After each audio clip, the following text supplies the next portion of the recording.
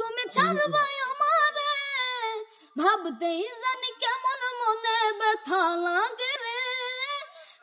13 বছরের ইরফান ভাইরাল হতে চায়। তার স্বপ্ন, তার বাবার স্বপ্ন, তার মার স্বপ্ন, সে ভাইরাল হবে। এখন ভাইরাল হতে হলে আপনাদের সাপোর্ট প্রয়োজন। আপনারা আগে গান শুনবেন, তারপরে কমেন্ট করবেন, শেয়ার করবেন যে ইরফান কি ভাইরাল হতে পারবে কিনা। দর্শক দেখতে পাচ্ছেন এখানে অসংখ্য মানুষ জড়ো হয়ে আছে ইরফানের গান শোনার জন্য। তো ইরফান ইতিমধ্যে ট্রেন্ডিং আছে, ওর অসংখ্য গান মিলিয়ন মিলিয়ন ভিউজ হয়েছে। আবারও পেয়ে গেছে জিওদ্দান ইরফানকে, সাথে আছে তার বাবা। তার বাবার সাথে কথা বলবো। তো আগে ইরফান একটু গান শুনি। ইরফান কেমন আছো? কি গান শোনাবা? বাংলা গান। তোমার সাথে কি আছে? তোমার বাবা মা। তোমার বাবাকে আমরা দেখতে চাই। ইরফানের বাবাকে এটা আসেন তো ভাই, এটা আসেন। যেহেতু ও ছোট মানুষ, ও আমাদের ভাইস্তি লাগে, আর ভাই বাপু হয়েছে আমাদের ভাই। তো ভাইকে একটু আমি দেখাবো যে আসলে তার অনেক স্বপ্ন। এই যে হচ্ছে দর্শক, এই পাশে আসেন। এই হচ্ছে ইরফানের বাবা। তো যাই হোক, একটু দাঁড়ান ভাই, দাঁড়ান। এই হচ্ছে ইরফানের বাবা। তার অনেক স্বপ্ন, এই ছেলেটাকে আসলে তিনি মানে মানুষ করবে, শিল্পী বানাবে। তো ভাই আসলে আপনি কি করেন? সবাই একটু পিছে আগান ভাই, ফ্রেমে পাওয়া যায় না। তো মাশাআল্লাহ অনেক সুন্দর। তো কিভাবে দায়িত্ব করলো? আসলে ও ছোট কাল থেকেই ভালো গান গায়। ও স্কুলেও গাইতো, বাসায়ও গায়। প্রায় লোকজন গান, যেখানে ও তো যেখানে জব করে ওখানে ওরে বলে গান গাইতে। মানে ইরফান জব করে? হ্যাঁ, ওই ইয়েতে করে, বসুন্ধরা সিটি লেভেল 5-এ। দর্শক, এই ছোট্ট ছেলেটি কেন জব করে আসলে তার বাবার মুখ থেকে শুনবো। আসলে কেন জব করে ভাই? আসলে আপনি তো একটা চাকরি করেন, আপনি তোকে লেখাপড়া করতে পারেন। আসলে আমরা তো ড্রাইভার মানুষ, ড্রাইভিং এর তো স্যালারি অনেক কম হয়। ঢাকা শহর থাকা ইয়াতে অনেক খরচ হয়। হ্যাঁ, যতটুকু চেষ্টা করছি ওর পড়ানোর জন্য, কিন্তু গত বছর ও অসুস্থ ছিল, এই জন্য পরীক্ষা দিতে পারে নাই। এই জন্য আমরা ঢাকা ছেড়ে আসছি, লেট হয়ে গেছে। ভর্তি করার ইচ্ছা ছিল, ওর যদি কেউ খরচ ইনশাআল্লাহ ভর্তি করবো 100%। মানে ইচ্ছা আছে পড়ালেখা করার? অবশ্যই, অবশ্যই। ইরফান, তুই পড়ালেখা করবা? আচ্ছা, এই গানের প্রতি বা এই ভালোবাসাটা কোথা থেকে আসে? ও ছোট থেকে নিজে নিজেই গান করে, আর ওর গান শুনে যখন মানুষের ভালো লাগে তখন আমি ওদের উৎসাহ দেই বাসায়। মায়া আমারে বলতো গান শিখতে। মানে তোমার মায়ের গান শিখতে বলতো। আচ্ছা, তুমি এই গানগুলো কি- ক্যামেরার একটু টান দেন পিছের দিকে। বলতে সর্বপ্রথম তো মায়ের শিখাইতো। তোমার মা গান পারে? আচ্ছা, হ্যাঁ? না, পারে না। মানে গান শিখতে বলতো। তো তুমি কিভাবে শিখলা? মানে কিভাবে শিখলা গানগুলো? আমাকে মোবাইল দিয়ে রাখতো। মানে ইউটিউবের মাধ্যমে? মানে ইউটিউবে দেখে দেখে গানগুলো তুমি শিখছো? আবার টিকটকে মাঝে মধ্যে একটা দুইটা দেখতাম, 2 মিনিট 2.5 মিনিট এটাও শিখতে লাগতাম। দর্শক, আর ব্রেন শক্তি অনেক ভালো।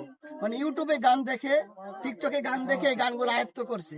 মানে কোন জায়গায় কতটুকু সুর লাগে, যারা আসলে শিল্পী আছে তারা বলতে পারবে, যারা গীতিকার আছে তারা বলতে পারবে যে কোন জায়গায় কতটুকু স্পেস ব্যবহার করতে হবে। ওর ভিতরে কিন্তু এই ট্যালেন্ট আছে। মানে গানে যখন টান দেয় আর এই শিরাগুলো মানে মানে কি বলে এটারে, দাঁড়াই যায়। তো যাই হোক ভাই, আপনি তোমার আব্বা কি গান পারে? মানে তোমার বাবা গান পারে? হ্যাঁ, আপনি কি গান শিখতেন বা? না না, আমি ছোটকাল থেকে গান গাইতাম, কিন্তু এখন ও বড় হইতেছে, এই জন্য আমি এখন আর গাই না। সবাই তো আসলে বাউল হিসাবে পরিচিতি গানের মাধ্যমে। আপনি কেন এই পেশা ছেড়ে মানে চাকরির জীবনে চলে গেলেন? না না, আমি যখন ক্লোজ আপ 1 হয় তখন থেকে মানে চাইছিলাম একটা চান্স নেওয়ার জন্য। পরে মনে মনে ভাবছি যে আমার থেকে হয়তো আরো অনেক এক্সপিরিয়েন্স ওরা শিল্পীরা আছে, আমি না যাই, এই জন্য আর মানে যাওয়া হয় নিজেকে না। ছোট মনে করে, মানে নিজেই বাদ দিয়ে গেছেন। তো যাই হোক, একবার না পারে দেখে শতবার চেষ্টা করলে হয়তো আপনিও পারতেন। যাই হোক, তিনি যেহেতু পারে নাই, তার বাবা তার ছেলেকে দিয়ে সেই স্বপ্ন পূরণ করতে চাচ্ছে। তো যাই হোক, অনেক কথা না পারিয়ে গান শুনতে চাই, গান কি গান শোনাবা? বাংলাটা গান শোনাও। তোমার গান শোনা পারে কিন্তু অসংখ্য দর্শক দাঁড়িয়ে আছে। বাংলাটা গান শোনাও। জেমসের কোনো গান পারো? আচ্ছা, তুই বাংলা গানে শোনো, যে গানটা পারো। আচ্ছা ঠিক আছে, শোনাও। ভাই বাড়তি কোনো কথা। কত যত্ন করে রাখি ওরে আমার পোষা পাখি, বড় ভাগ্য গুণে পেয়েছি তোমার। দূরে গেলে বারে জানাই মন হয় উতলা, তোমার কথা ভেবে কাটে না বেলা। তোমার মনের ভাবনায় আমি কিছুই বুঝি না, বড় আপন আপন লাগে আবার কেন চেনা। শাড়ি পরে তুমি ছাড়বাই আমারে, ভাবতেই জানি কেমন মনে ব্যথা লাগে রে।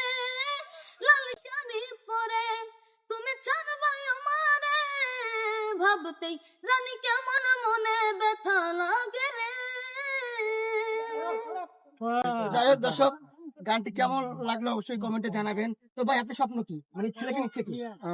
আমার স্বপ্ন ও যাতে মানে এই গানের লাইনে তো অনেক মানুষ আসে, ভাইরাল হয়, আবার চলে যায়।